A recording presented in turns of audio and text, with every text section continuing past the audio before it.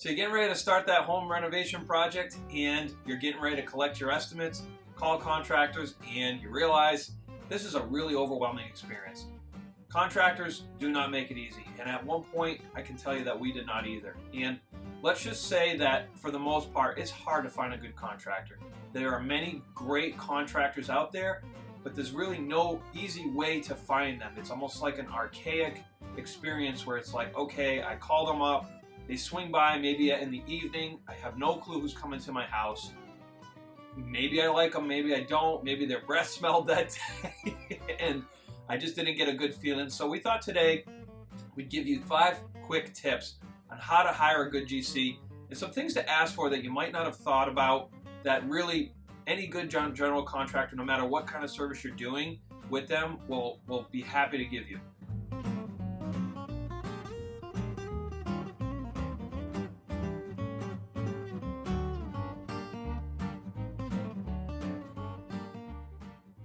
So we're going to go through this more like a raw format, kind of whiteboard. I got my marker, so we're just going to make this a little more simple. So step 1, scope. And as I like to say, no assumptions. Make sure your scope of work is clear. This is going to be a written document or some kind of estimate, and I would highly encourage you to make sure it's not like just bullet points. I was actually guilty of this at one point, and it caused a lot of problems later on because what ended up happening is it allowed the clients to assume something. So even if you're not a detail-oriented person, this is the part that you're going to want to make sure that you really go through and review, and that you and the contractor are on the same page. I would highly encourage you to review it, take a list of questions, call your contractor and ask them, because I can tell you personally, when someone does this and calls me, there are 1 or 2 things I might miss. There's so much that goes into a walkthrough that when I take my notes, it may not translate into what a client thought, and it's always great to be able to review this. So go through the scope. Second, license, insurance, info. Can't tell you how important this is. Licensing when it comes to permitting. There are certain types of projects that need a certain type of license. So if the contractor does not have that, say you're working with a mason, say you're working with a demo crew, say you're working with a framer and he's got to put a beam in, whatever. Make sure, ask them for a copy of this. There's no reason they shouldn't give this to you. And same with the insurance. If the contractor doesn't have the right insurance policies, it's going to fall on your homeowner's insurance, and it's going to create a huge mess because you're contracting with them, but now you're liable if a pipe gets shot through a wall or if a worker on their site gets hurt. So a proper contractor will have no issues issuing these to you within a couple days. It does not take long. I can tell you, for us, all I have to do is call my insurance agent, say, hey, I need a cert over to the town of Holliston, for example, and within a day or two, the town has it. And same thing. Just make sure they have it. Just check. They're going to have no issues giving that to you if they're the right fit. Step 3. Might not have thought of this one. Tip that I use when I go to hire people. Social proof. Now, references are great, right? References are really good. But if someone gives you their favorite uncle as a reference and you have no clue, how do you really know they're going to do a good job for you?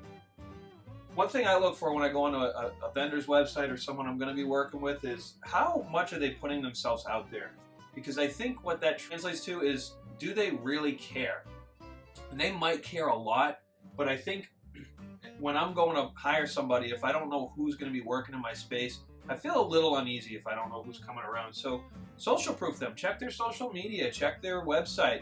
Are there pictures of their team? Do they have great reviews on different platforms, not just one? Okay, this next one's going to be really interesting, but it might be worth doing. Ask them about a time that they screwed up and how they made it right.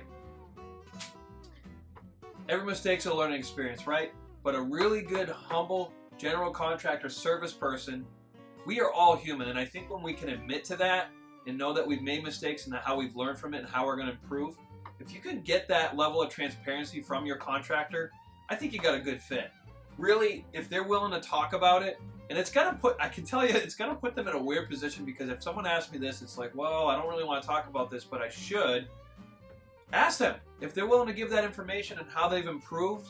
You know you've got a good fit, or that you're getting closer to getting a good fit. So be willing to ask them that. Okay, last but not least, ask them for a quick schedule. I'm going to use a Back to Future reference when I say flux capacitor, right? Those of you who have seen it know, but those of you who have not seen that movie go, what the heck is he talking about? I've never seen that movie. So same thing with a general contractor. I'm referencing this. I'm going to get to this, but really, we assume that you know how it's going to go. We do this every day. We know the steps. We know, with a major renovation, it's step, step, step, step. It is a linear path. And just getting this from your contractor or service person, whoever's going to be working on your home, even if it's a 2-week project, is going to take away a lot of anxiety for you when it comes to knowing what's happening next. Now, I'd recommend you get daily updates from that contractor, or you get some kind of real schedule, active schedule, but at least if they give you this, you know what to expect. You know there's an end date in sight, and you're not wondering what's going on in my house. So those are my 5 tips for hiring a general contractor / service person for your next home project. Just a quick review: scope, license, insurance, social proof. Ask them about a time they made a mistake and learn from it. And do I have a working schedule? I'm Josh Gadbois. Thanks for tuning in. As always, please give us a like, follow, and subscribe. Our goal, again, is to get you as much content like this that's relevant, that's really going to make it easy for you to hire that next person for your home, and just create a much better experience. Whether it's working with us or working with someone in another part of the country, at least you have the information to make an informed decision.